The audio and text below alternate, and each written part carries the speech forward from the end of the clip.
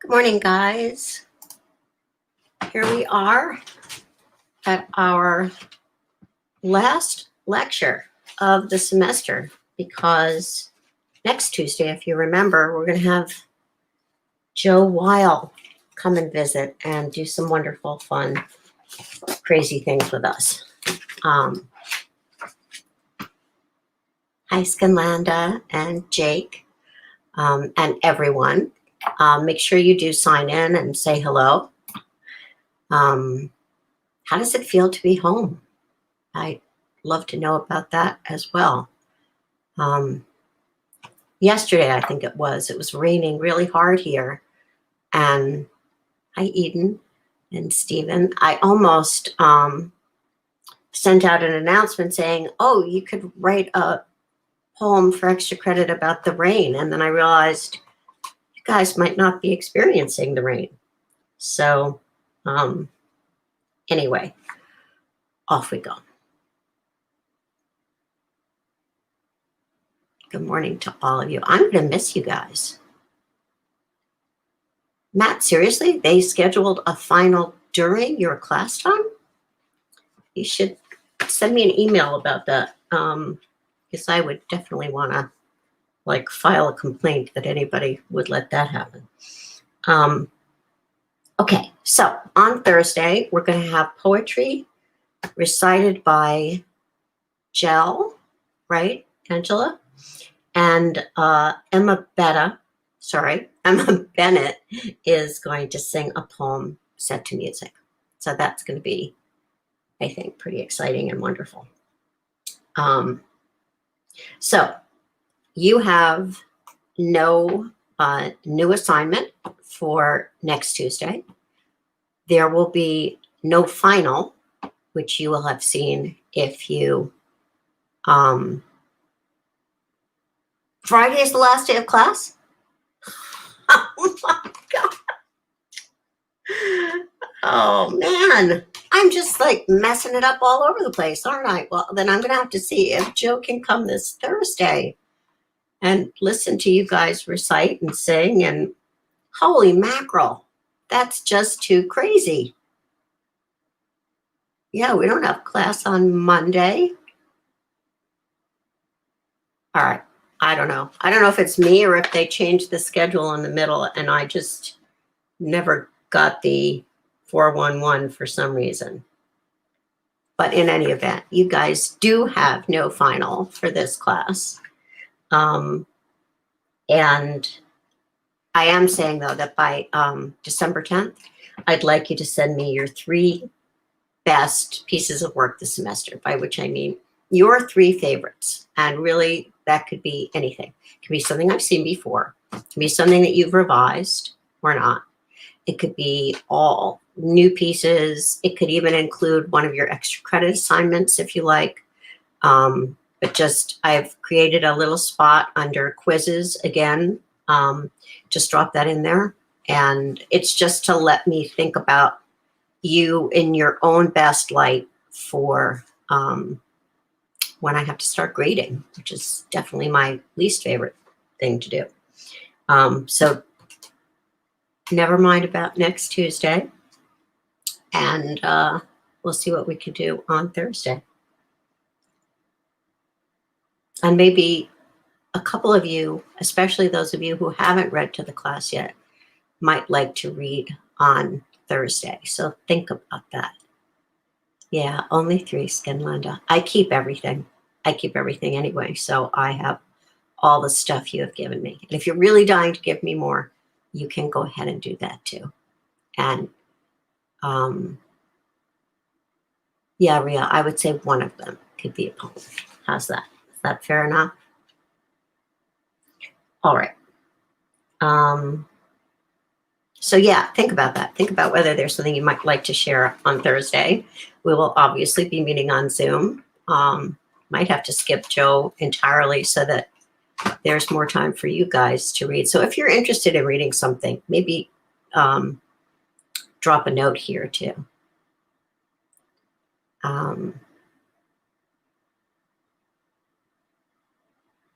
No, you're not going to be submitting all of your journal entries at some point. I'm letting you guys choose.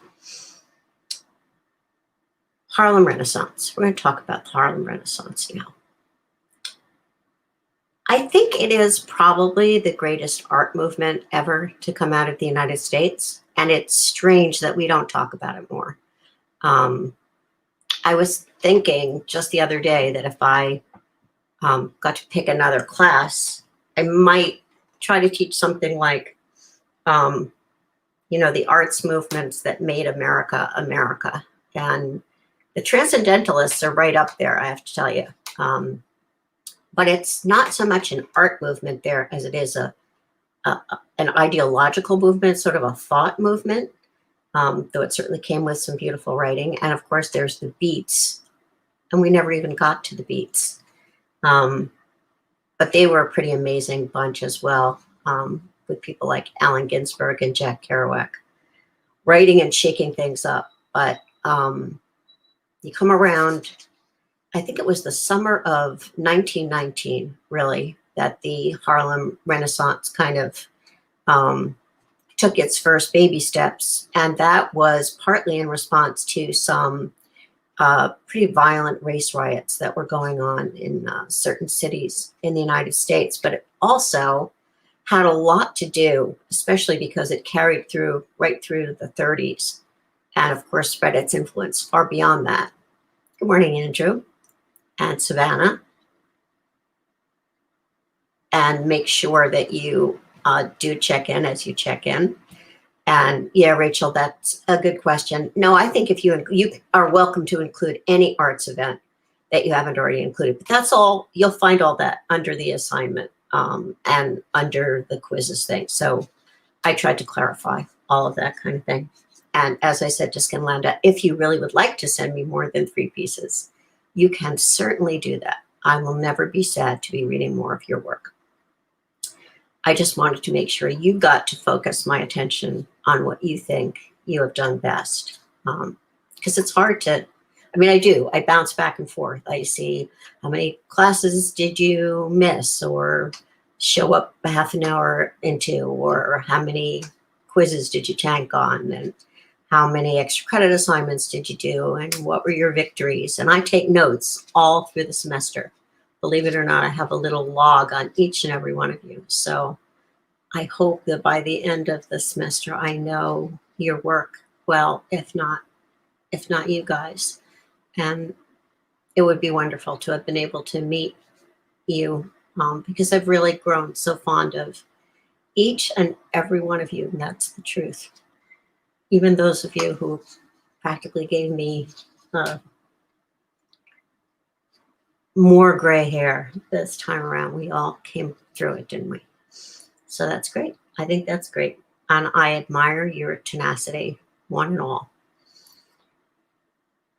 So, okay, let's talk a little bit about the Harlem Renaissance. What I started to say is that this rise of this movement also coincided with the rise of the Ku Klux Klan in America. Unsurprisingly, of course, the Ku Klux Klan started right around 1865, probably 10 minutes after the Emancipation Proclamation. They were getting things going. But it really rose during the 1920s, after Reconstruction and so on. And at some point, there were 4 million Klan members in this country. We had, at one point, I believe, 3 concurrent governors in different states who were sort of proud and open Klans members. One of them was the governor of Texas, I remember. So there was a lot to be responding to in this movement. And it incorporated every possible art form. That's one of the things I love about the Harlem Renaissance. It was an art movement that took in every aspect of life, everything from music. Obviously, the invention and perfection of things like jazz and blues and soul, but also poetry, sculpture, painting, clothing, interior decoration, dance, and theater. Just absolutely everything that you could think of was part of what was just kind of flowered during the Harlem Renaissance. Now, for any of you who don't know, Harlem itself is a particular part of Manhattan. It's kind of the northern part around, let's say, the 120s up through maybe the 160s, 170s. After that, Washington Heights kicks in, and then you're in the Bronx and so on.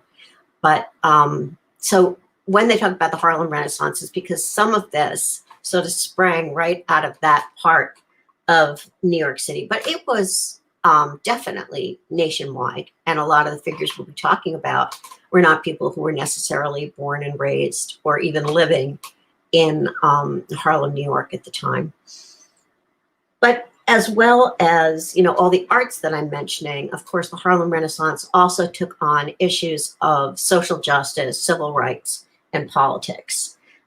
So I would say it had an absolutely profound effect on culture in general in America, and of course, especially for African Americans, because here came this movement that kind of was colorful. One of the reasons I'm wearing this necklace today, like literally colorful, is sort of not this kind of grayish, beigeish color that I tend to think of as being part of the kind of Puritan inheritance down through Anglo-Saxon, culture, which is unfair of me, of course. It's not all one thing any more than anything else is one thing.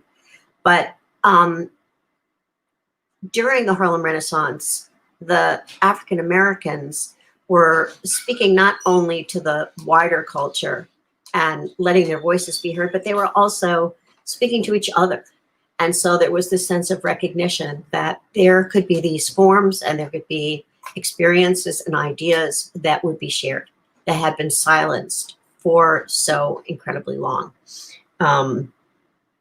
And it was really an extraordinary response, right, to bigotry and hatred. I mean, you could imagine that there could be a completely different reaction to the fact that you have 4 million of your fellow countrymen becoming Klansmen, marching openly in the streets and having parades and so on. You could withdraw, but instead of that happening, this group created their own nightclubs, their own restaurants, their own sense of style, their own art galleries, their own newspapers. And they were also speaking truths that had been, to a great degree, silenced in the mainstream of white society. Not only about their own experiences, which was certainly important, what had slavery really been like? What were the slave songs and how could they be sort of brought into this new century? But things like relationships between men and women, sexuality, relationships between nations, between races, between the rich and the poor. What were the real effects of oppression and repression? What were people with dark skin going through every single day? What kinds of responses were they getting from white America? Some of the living reality of living in poverty or living under the sort of iron fist of bigotry. And there were also new possibilities, right? Every kind of form you could think of, changing the look of dance, changing the sound of music, incorporating a lot of sort of the people elements, whether it was using a different kind of dialect in novels and stories, for instance, or kind of finding ways to reinvent the wheel. A lot of the art deliberately took on qualities of folk art, for instance, or collage. I was hoping on Thursday that I could talk to you guys about a painter named Ramar Bearden. And he was part of that movement. And he lived part of his time in New York City around Harlem and part of his time in St. Martin, which is in the Dutch Antilles. And my sister lived in the Dutch Antilles for many years. So she actually owns a Ramar Bearden painting that she bought from either his daughter or granddaughter, I think. But maybe I'll just post that as one of these optional things you can take a look at someday, sometime. He's an amazing painter and person who used collage in this incredible way. But he also designed, like political cartoons and graphics, and created art galleries and fellowships for young Black artists who were sort of rising through the ranks. So there was a lot going on. And in Harlem, Black people ran their own businesses and ran their own nightclubs and their own restaurants and their own bakeries. And they turned to Black lawyers and Black doctors, and sometimes founded their own schools. It wasn't a separatist movement in any way. It was more of a celebratory movement, and also a movement that openly addressed the things that were needing to be brought out in the open and not celebrated, right? So I'm going to start with one of the poets that I think I shared with you this week, but I'm going to read you a poem that was not part of the group that I gave you. I think it's a really, really powerful poem, and it's kind of a long poem, so I'm only going to read you the first part of it. And I'm going to tell you a little bit about Margaret Walker, who lived from 1915 to 1998. So she was able to go through an entire sort of shift in the history of African American people. And you have to remember, when we're talking about things like, the early 1920s and the rise of the Ku Klux Klan, the Civil War is not that far behind us at that point, right? I mean, slavery is not that far away. It's like maybe 50, 60 years. So that's still a living memory. That's no more ancient history than, I would say, maybe the Vietnam War is to you guys. You probably know people who are Vietnam vets, right? Who had to fight in that war. And it had a profound effect on all of us who were alive at that time. She was born in Birmingham, Alabama. She was the daughter of a preacher, which is a sort of theme, as you'll hear. So she was raised on the Bible and on classics and poetry and ragtime blues, because her mom was a musician. And Langston Hughes, I gave you a lot of poems by Langston Hughes because I absolutely adore Langston Hughes. He was an early mentor of her poetry, sort of encouraged her to keep on writing. She married a disabled vet and raised 4 children and taught at Jackson State College in Mississippi. If you imagine doing all that, you realize that she was carrying a lot on her shoulders, wasn't she? She's working full time, raising 4 kids, and has a husband who's a disabled veteran. She was the first Black woman to win the Yale Younger Series Poetry Award, which is something that Carolyn Forche won. Those of you who went to the Carolyn Forche reading might remember that. And she's probably best known actually for a novel called Jubilee, which is a sort of Civil War novel that takes place before, during, and after the war.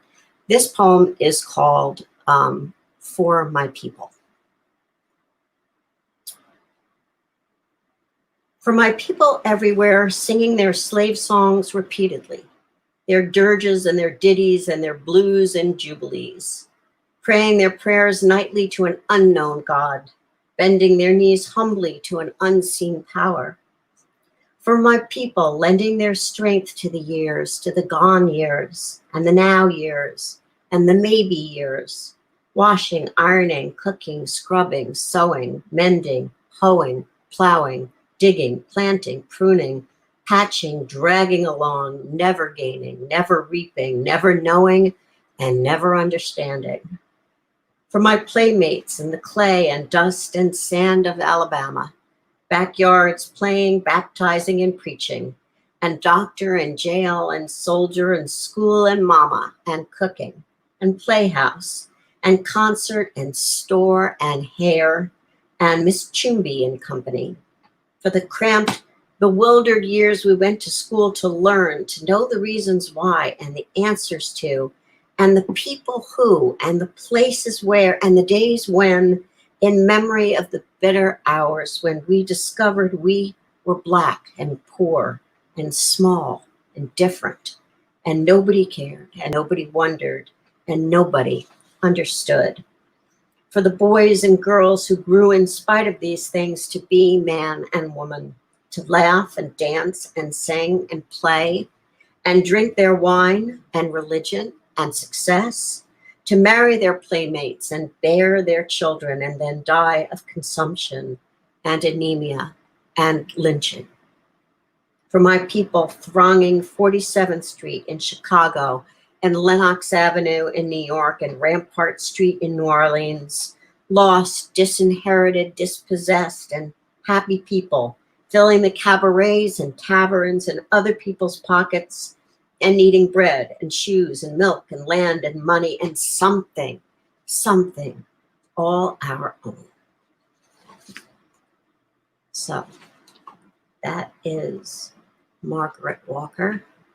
I think she's just an incredible poet. In some ways, I can hear the kind of rolling, almost kind of rollicking rhythms of Walt Whitman, you know, that kind of abundance and spilling forward of inner truths.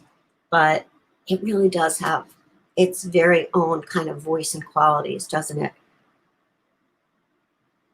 Wow, Savannah, that is so cool. That we both have houses with Ramar Beardens. Are yours original paintings too? That is amazing. He was featured, you know, there was a great art gallery showing, I think it was either last year, I feel like it was last year, of African-American art. I believe that's what it was. And it was incredible. And I believe they did have a Ramar Bearden there. Anyway, I feel like this poem could be written today. You know, I feel like it's that kind of fresh still in a way, and yet you can tell that it's touching on a time when all of the pain and all of that early history is there. You know, that story of people being enslaved and dragged to a new place is heartbreakingly ancient and forever new, you know, and is a memory that no people can afford to lose. You know, I think that's why at Passover, the Jews keep telling that story over and over of what happened when we were in slavery and how did we get free. And the most important thing to remember always at Passover is to try to free anyone on earth that is enslaved in any way. And I think that remembering these songs and these stories is part of what goes on. But there's just, you know, there's so much pain and there's so much joy in this poem. And it just keeps leaping and surprising me. And, you know, at moments when you think it's just everything has gotten joyful, then you get to the bewilderment of being in a school and being, quote unquote, educated to learn how small and poor and overlooked you are. And then when you think things are getting really bad, then you're suddenly, you know, bearing children and, you know, drinking wine and playing and having some success. So, For My People by Margaret Walker. Now this is Georgia D. Johnson, who was of African-American and Native American and English descent, actually. She studied music at Oberlin College in Ohio and worked as a vice principal. After her husband died, she raised their two boys alone and worked at the Department of Labor for the United States. Yeah, Skenlanda, I agree. She's like, I'm going to tell you the truth of being Black. Man, you could kind of put that as a subtitle of the movement, I think. I'm going to tell you the truth of being Black. She wrote a weekly column called Homely Philosophy for the NAACP magazine Crisis. She wrote plays and she published 4 books of poems. And she started a literary salon in Washington, D.C. Remember, part of what this was, it was like a social movement as well as literary movement, as well as an arts movement. Part of it was about kind of each one reach one. So there was that feeling of community. And this was in Washington, D.C. So Don't ever let anybody tell you that the Harlem Renaissance only took place between this block and that block. It really was a national movement, basically an urban movement for sure. Um, this is called The Heart of a Woman by Georgia Douglas Johnson.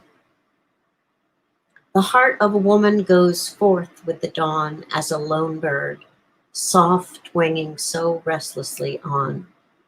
Afar o'er life's turrets and vales does it roam. In the wake of these echoes, the heart calls home. The heart of a woman falls back with the night and enters some alien cage in its plight and tries to forget it has dreamed of the stars while it breaks, breaks, breaks on the sheltering bars. Really different voice, right, than the one we just heard. You can hear the rhyme, I'm sure. It's a series of, I guess you'd call them couplets, right, of rhyme, A, A, B, B, C, C, dawn, on, roam, home, night, plight, stars, bars, and even kind of rhythm. So it's got a little bit more of an old-fashioned music to it. But again, what I think the poet is writing about is something that would feel very modern in a sense. And that's, what happens to the heart of a woman, especially when she is trapped. And I think for me, the real power of this poem comes at the end, when she writes, the heart of a woman falls back with the night. And I just picture a woman kind of falling back on her pillows, just kind of exhausted from whatever the day has brought and whatever the relationships are that are, kind of breaking this strong heart, and enters some alien cage in its plight. Is that like a home situation? Is that a bad marriage? Is that society itself creating the cage? And tries to forget it has dreamed of the stars while it breaks, breaks, breaks on the sheltering bars. And the idea that your jail is somehow sheltering you, that can be the most dangerous jail of all, right? Is where you're being told, or you're coming to feel, this is the only way I'm going to be safe is if I stay inside this cage, right? But the heart is breaking, and that break, break, break makes you feel also somebody wanting to get out, right? The bird trying to break free.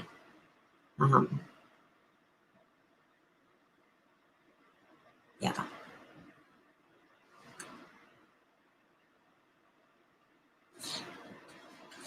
So, County Cullen. County Cullen died relatively young. I think he was in his early 40s. He was born in 1903. He died in 1946, and he lived an interesting, kind of difficult life. In some ways, I was finding his biography was reminding me of Issa. He was abandoned as a baby by his mother and father, and he was raised by a grandma, but his grandmother died when he was a young teenager, and so from the age of 15 on, he was raised by a man who was a minister at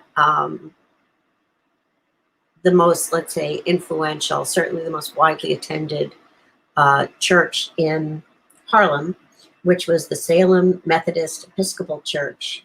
And this man later became the president of the Harlem NAACP. By this man, I mean the foster father, whose last name was Cullen, by the way. County Cullen was not born County Cullen. He had a different name, and then he changed it to sort of honor the man who had taken him up and taken him on. So he was raised right at the center, right, of the religion and politics and kind of social movements of the Harlem Renaissance. But his education was really, in some ways, that of what a wealthy young white man might have been. He was sent to sort of fancy private schools. And then he went and attended NYU. And from NYU, he went to Harvard. And when he was writing his poetry began to be recognized, he would say that his strongest influences as a poet, well, one of them was John Keats, whom we have studied. Another, I think, was A.E. Housman, both, British poets. And he said things like, to look, what African Americans need to do is to read English and American poetry, never mind the African art, which, by the way, was an important part of the Harlem Renaissance, was kind of going back to African music and African sculptures and African art and costume and so on. And he was saying, no, we all speak English, so we should really be studying the classics. And needless to say, that didn't always go over well with his audience. And so he was kind of pushed to the side fairly early on as being a kind of a relic of the old white power movement. And it's something that happened to other poets down the line. Robert Hayden in particular comes to mind. But I think for County Cullen, it was not that he wanted to deny his African American roots, but really that he himself wanted to be judged as a poet. And I think he was hating the fact that he was always being identified as an African American poet. And I think what he was really trying to say was that who we are should not have to be defined by our race, our heritage, our background, or anything else, but simply by who we are. But as I say, he sort of fell more and more out of favor. And his work was, especially later, was often attacked by both Black and white critics. So he turned to kind of, in a sense, folded up from poetry. In fact, he wrote that he was afraid he was singing, quote, a failing note still vainly clinging to the throat of the stricken swan. Just quite a line. And anyway, he started teaching junior high school, and one of his students was the great writer James Baldwin. And he began writing novels and satire and plays. So this poem is called Incident by County Cullen. And it's one of the ones that I gave you guys to read. Once riding in old, I'm sorry, I have to stop.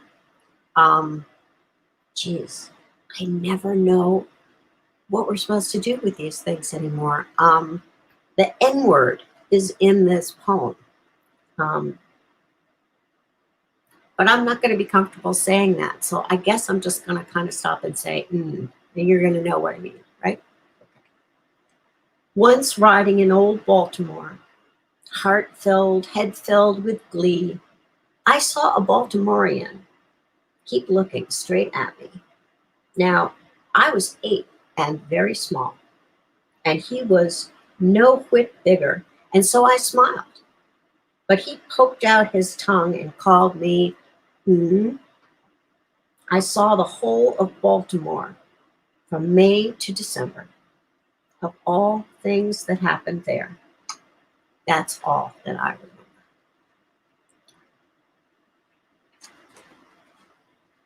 I guess that's a conversation that we could or should have sometime with the whole idea of, what language is allowed and what language is not allowed, and what words are allowed and not allowed.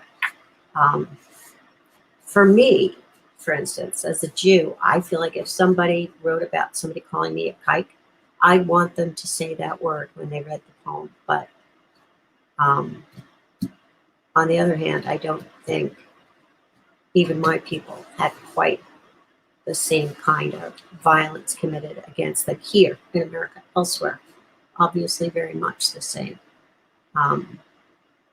But words that are used against us with power, I kind of feel like, in some sense, need to be remembered. And they need to be remembered with the power and ugliness that they carry.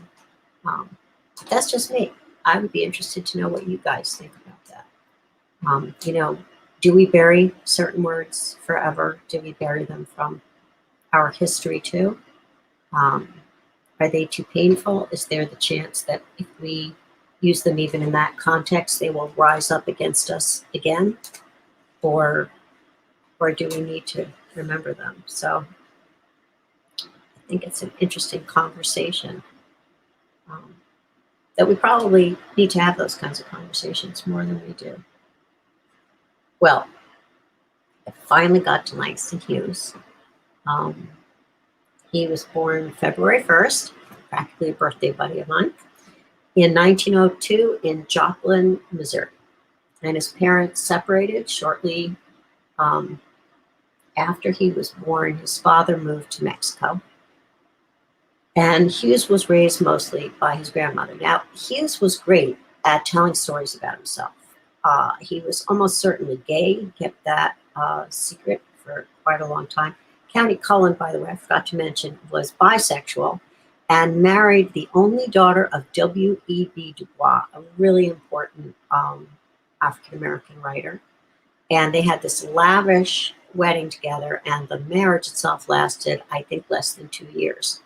But anyway, so sometimes Langston Hughes would claim that he was mostly Native American. Every now and then in his life, he passed for white. And he was voted class poet in his elementary school. He was the only non-white in his class, by the way. And he would jokingly say later that he figured, because he couldn't figure out why the heck, he was voted class poet. He didn't think he'd ever written a poem in that class, but he said his white classmates must have figured, well, this kid has obviously got to have a sense of rhythm, so let's just make him the class poet. In any event, they were right, and he was a class poet, and he was, in every sense, a poet. He lived a really interesting life as a young man. He worked aboard a ship, made his way to Spain, and perhaps more importantly to Africa, where he got to sort of experience having contact with, his own sort of ancestral place. He translated Federico Garcia Lorca. If you remember, this is one of the poets that Neruda speaks about. He says, "Hey, Federico, do you remember from under the ground?" He's the one who was killed by Franco's men.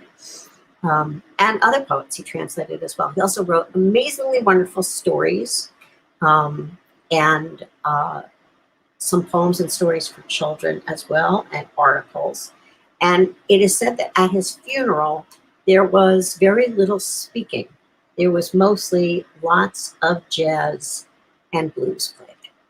So contrary to what County Cullen was advising, the Harlem Renaissance had a lot to do with celebrating African roots. And The Negro Speaks of Rivers was written, as I pointed out to you guys, when Langston Hughes was about 19 years old and had just started Columbia University. And he said that he wrote it in 5 or 10 minutes on a train that was going over the Hudson River. And that riding over the Hudson River made him think of other rivers, including, of course, rivers that are kind of really the cradle of civilization, rivers in Africa. So he had just finished high school when he wrote this book. The Negro Speaks of Rivers. And if you ever get a chance, listen to a recording of Langston reading this poem, because it's really beautiful, and I always hear his voice in my head when I read it. I've known rivers. I've known rivers ancient as the world and older than the flow of human blood in human veins. My soul has grown deep like the rivers. I bathed in the Euphrates when dawns were young. I built my hut near the Congo and it lulled me to sleep. I looked upon the Nile and raised the pyramids above it. I heard the singing of the Mississippi when Abe Lincoln went down to New Orleans, and I've seen its muddy bosom turn all golden in the sunset. I've known rivers, ancient, dusky rivers. My soul has grown deep like the rivers. You know, we talked about how Whitman apparently in his 30s went down to the ocean and heard the voice of the ocean and was transformed as a poet. And I think that Langston Hughes captures the voice of the rivers in this poem. You know, it has its own kind of rolling rhythm, and it's slower somehow, isn't it?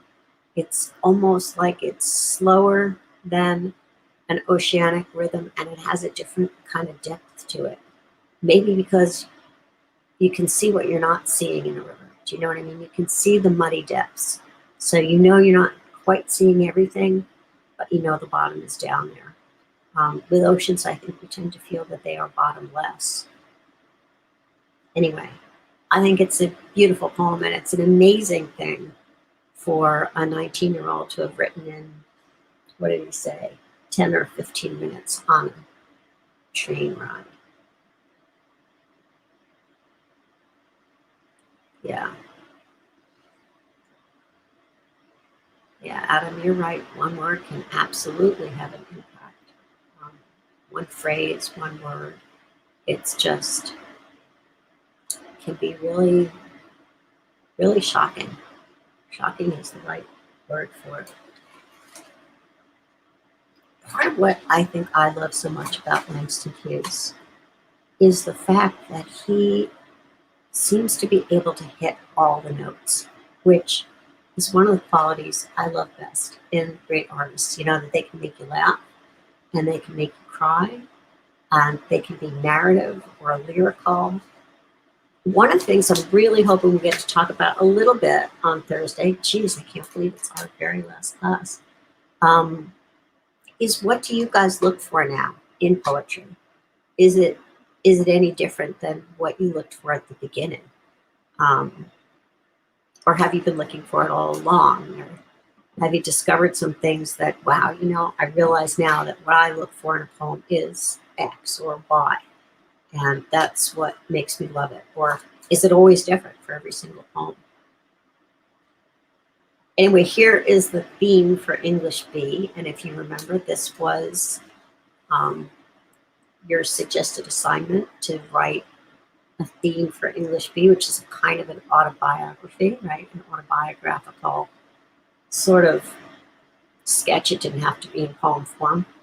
It doesn't have to be in poem form. But again, to go back up to what was said earlier, it's kind of like, I'm going to tell you what it feels like to be a young Black man, or what it feels like to be a middle-aged Black woman, and what it feels like to be Angelica, what it feels like to be Rhea, or Adam, or whoever you are. So, theme for English B. The instructor said, go home and write a page tonight, and let that page come out of you. Then it will be true. I wonder if it's that simple. I am 22, colored, born in Winston-Salem. I went to school there, then Durham, then here to this college on the hill above Harlem. I am the only colored student in my class. The steps from the hill lead down into Harlem through a park, then I cross St. Nicholas, 8th Avenue, 7th, and I come to the Y, Harlem Branch Y, where I take the elevator up to my room, sit down, and write this page. It's not easy to know what is true for you or me at 22, my age. But I guess I'm what I feel and see and hear. Harlem, I hear you. Hear you, hear me. We too, you, me, talk on this page. I hear New York too. Me. Who? Well, I like to eat, sleep, drink, and be in love. I like to work, read, learn, and understand life. I like a pipe for a Christmas present, or records. Bessie, Bop, or Bach. I guess being colored doesn't make me not like the same things other folks like who are other races. So will my page be colored that I write? Being me, it will not be white, but it will be a part of you, instructor. You are white, yet a part of me as I am a part of you. That's American. Sometimes perhaps you don't want to be a part of me, nor do I often want to be a part of you. But we are. That's true. As I learn from you, I guess you learn from me, although you're older and white and somewhat more free. This is my page for English B.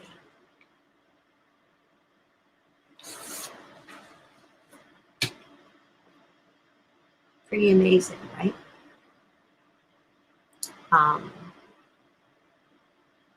Haley, you could certainly include that in that final folder you're giving me. So I'm saying 3 pieces of work. I'm hearing people wanting to hand in more, and that is fine. Whatever you could even say, this may not be my best piece of work, but I just really wanted you to read it. Get to say that too. So yeah, I think part of what I love about the poetry that does come out of this movement is that it is personal, it is straightforward. It feels like suddenly we have come up into like our own time. You know, we hear an echo of our own voice. And, you know, Baudelaire said that he wanted to find a poetry that could somehow be rhythmic without being so formal, and that could capture the sort of dreams of consciousness and the prickings of conscience. And I feel like a lot of these poets can do this and write in a more sort of straightforward way than what I think of, certainly, even in the poets I adore in the Romantic movement, let's say in Britain. I'm sure for some of you, it still feels like you're translating, you know what I mean? And somewhat more free, Allison. That's the truth. And also there's this like incredible irony in a way to and somewhat more free. Like, you know, she's his professor at Columbia and she's white and he is the only, as he says, colored in his class. And so, yeah, you bet she probably is somewhat more free. And yet in other ways, perhaps less free.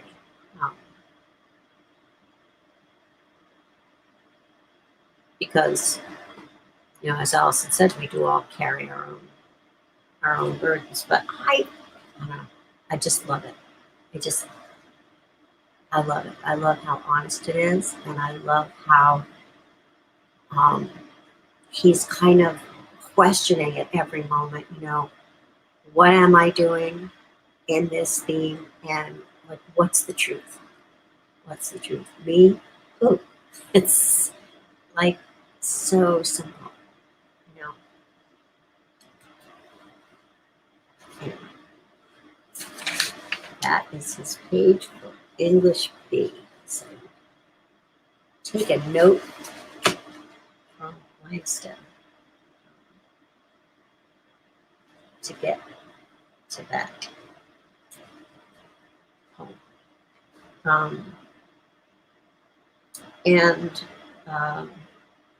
Okay, here we go. This poem is Kids Who Die. And again, I think I did not include this um, in the poems that I put under course content. I didn't want to completely overload you guys with so much to read, especially over Thanksgiving.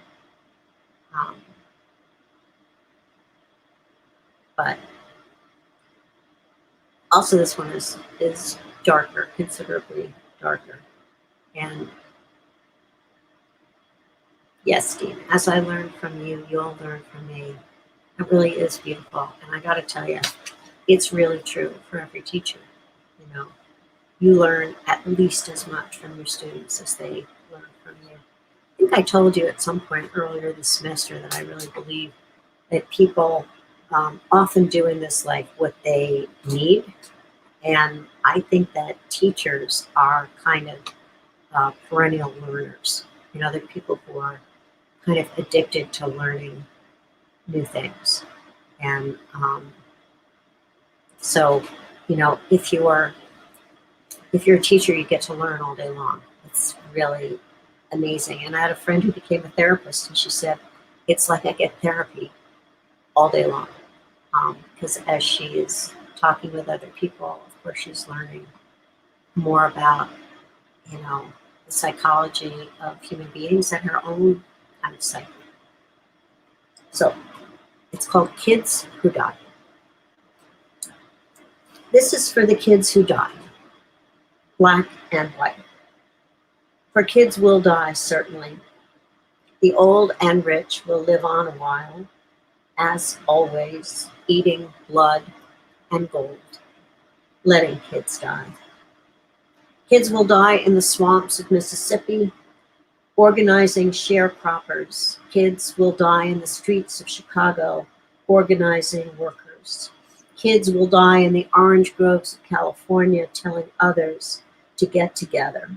Whites and Filipinos, Negroes and Mexicans, all kinds of kids will die who don't believe in lies and bribes and contentment and a lousy peace. It's P-E-A-C-E. I know the first time I read that, I was almost shocked by the poem because it's so seldom really that Langston Hughes allows himself to have a moment of that much kind of darkness and cynicism. And he usually finds a way to lift it up. But I think in this poem, he was just too angry about all the kids who died fighting for justice and sometimes fighting in a cause that they cannot immediately win. And speaking of immediately winning, I mean, I think that a lot of what got put out there during the Harlem Renaissance, you know, it has had this impact, these reverberations have continued on into the culture and really redefined so many things that we now take for granted. But they were, you know, hard fought, really hard fought. And as we know, went up into the 50s and the 60s and, you know, continue today with, you know, young people still, you know, being murdered in the streets, being murdered in their beds, and the fight continues. And there are still all kinds of kids who put themselves at risk because they don't believe in lies and bribes and contentment or a lousy peace, which I think he means would be a peace that, you know, they kind of buy your silence. And there are luckily a lot of people whose silence cannot be bought. So I'm really, really hoping on Thursday. Oh my God, there's so many things I'm hoping for. All these things I thought I had 2 weeks to do, I'm going to mush into one thing. But it's Martin Luther King actually reading one of Langston Hughes' poems. So if I'm able to share my screen on Zoom, maybe I'll be able to play that for you. It's the poem Mother to Son. But for right now, because I couldn't do this last week because we were having all those issues, I'm sure you remember, with our computers, the university had decided in its strange wisdom that it would not allow us to do what we needed to do. Well, I'm going to read you Mother to Son, just so you have a point of contrast when you hear Martin Luther King read it. And again, it's Langston Hughes, and this is written in the voice of the mother. Well, son, I'll tell you, life for me ain't been no crystal stair. It's had tacks in it and splinters and boards torn up and places with no carpet on the floor. There. But all the time has been a climbing on and reaching landings and turning corners and sometimes going in the dark where there ain't been no light. So, boy, don't you turn back. Don't you set down on the steps 'cause you finds it kind of hard. Don't you fall in. For I still going, honey. I still climbing. And life for me ain't been no crystal stair. It's a great mother to son kind of prayer, isn't it, really? And again, telling the truth of, it's not Cinderella's glass slipper. You know what I mean?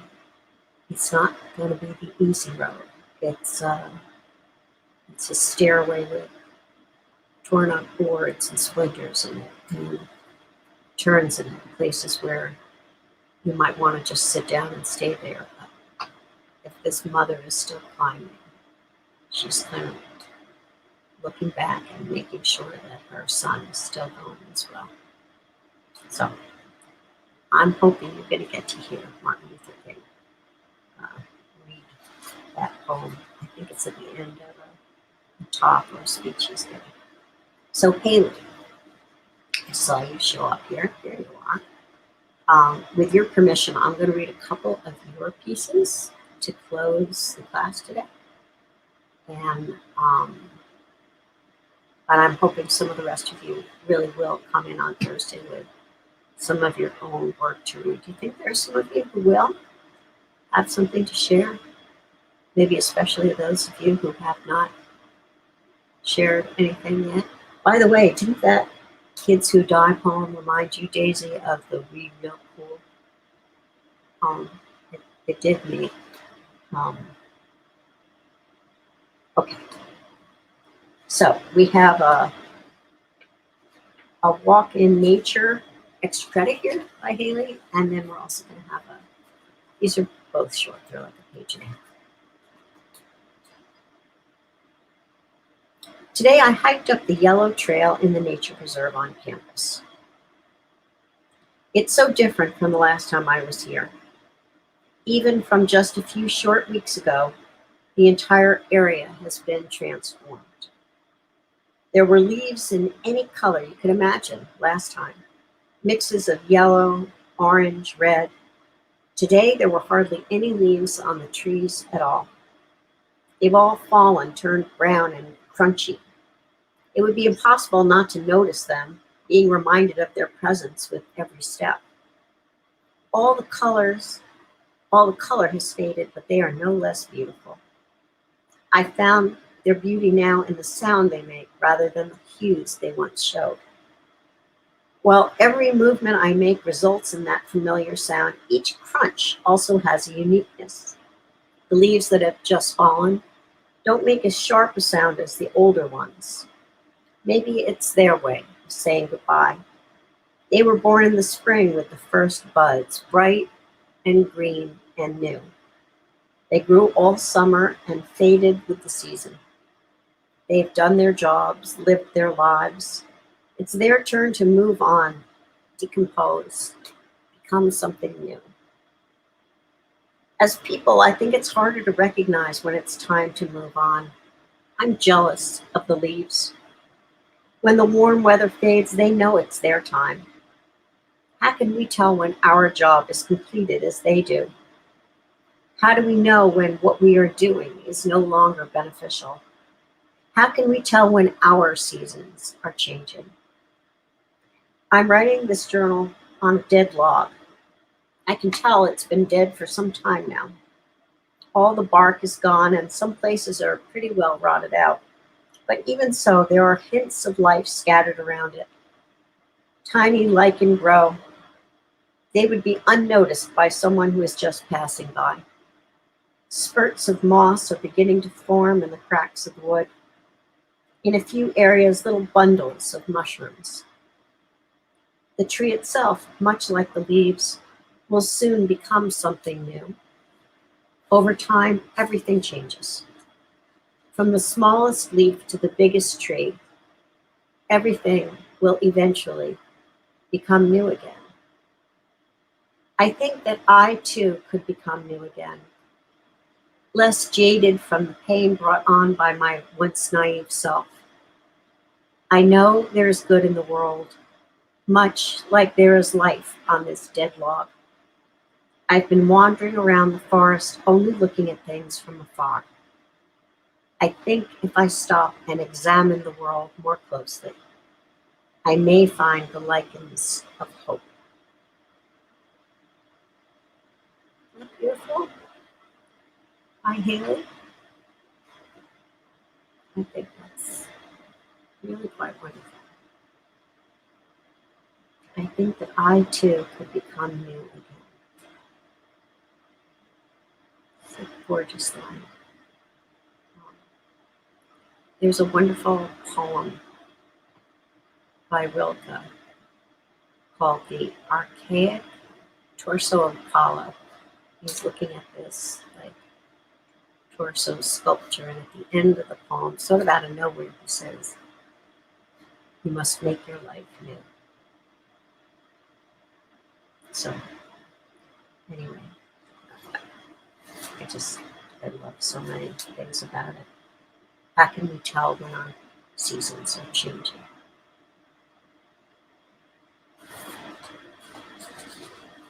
So, and here, this is Haley's Whitman and Dickinson reflection. And I have to tell you, Haley, I think I wrote this to you in my note that when I shared this with my daughter, I don't tell her your names or anything, but sometimes if there's a piece of work I really love, I will share it with her.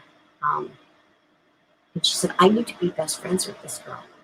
You know, what's her name? What's her, Instagram or whatever? Because she related so strongly to what you were saying in this reflection on Whitman and Dickinson. So you never know where you're going to find your friends, right? Sometimes you'll find them in the midst of a reflection on the poets Whitman and Dickinson. So one more piece by Haley Correct for you guys. And while I'm reading, it might turn 11:11, so just, make a wish, okay? Skinlanda, I always think of you when it's 11:11, and I think, gosh, I've got to remember to tell them to do this. Although I enjoyed all the poems this week, the one I want to focus on is I Saw in Louisiana a Live Oak Growing by Walt Whitman. This is the first poem I have read that made me immediately burst into tears. The poem profoundly tackles a fear that I think about a lot, being alone. I've known for my entire life that I tend to overthink things, and many times in my life, it has left me feeling misunderstood. I frequently think about my problems from every possible angle and very in depth. That often leaves me unable to share how I truly feel about it because it's sometimes impossible to explain every angle I have considered. This has left me feeling like the narrator of the poem. He, quote, knows very well that he could not prosper as the oak tree does, standing alone. I work so hard in life for the approval of the people close to me, even though I feel as if I will never truly receive it. I fear that I will never become like the tree, able to grow even with no one around me. I fear that for my entire life, I will continue to mentally beg for approval and that this will only impede my growth. I need to learn from the oak tree, so magnificent all by its lonesome, bring myself more joy than I have in the past. One of the lines that really stood out to me in this poem was, but I wondered how it could utter joyous leaves standing alone there without its friend near, for I knew I could not. That line hit me. If the tree can do it, so could I. If I can learn to be as joyous as the live oak tree, even without the approval of my friends, I think I could grow so much more. I want to accept my own approval so I too can have, quote, joyous leaves standing alone. It's 11:11. I did cry because of this poem, but not out of sadness. I suppose it was more out of hope. The poem made me feel hopeful that I will someday also grow, even if I feel alone. It made me feel like I had the power to make the choice. I have the power to choose, just like the oak tree, that my own approval is enough.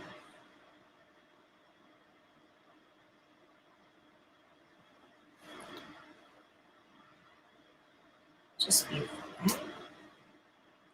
Really is a deep thinker and a deep feeler, and she is able to express the sort of honest depths. In that way, she does remind me a bit of Langston Hughes in his writing, because it has that same almost purity of voice and that feeling of just really speaking straight from the heart.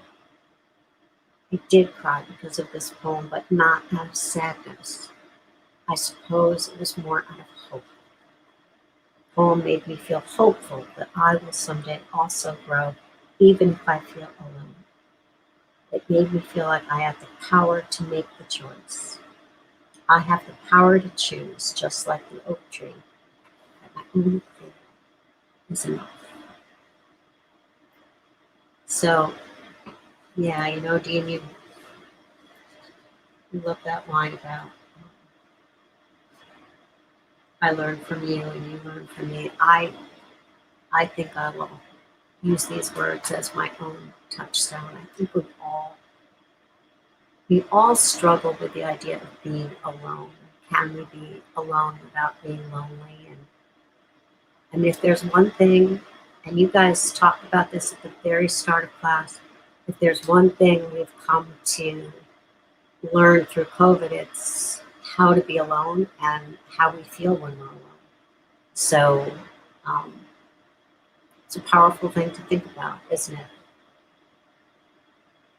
And to be able um, to sort of be content with your own approval and, and not to need it from other people, because we are never going to get the approval of everybody around us, right? But if we can um, live with the person we see in the mirror and their choices and their actions, we're doing pretty well. So I love that interpretation of this poem. Um, I think it's kind of a new interpretation that still honors every old interpretation I ever thought of, in terms of a love relationship. But, the relationship we have to ourselves, and as I said, to solitude or even aloneness or loneliness for that matter. Sometimes loneliness is a fact of life. And, will we let that crush us? Or maybe part of the trick is if we do become good enough company to ourselves, we'll be okay in the alone times. And anyway, I thought that was a good place to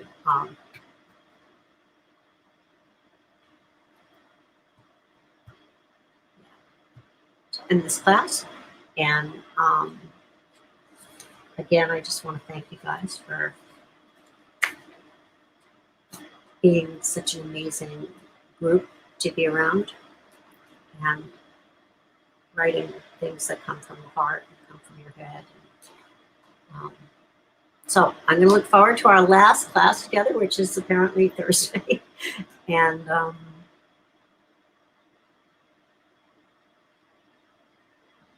yeah. And thank you, Hayden, for letting me read 2 of your pieces. All right. Any questions before we go? Questions I left unanswered? Maybe questions always need to be left unanswered, at least a few of them. Yeah, it is crazy. Have a great day. Yes, please say goodbye to me, guys.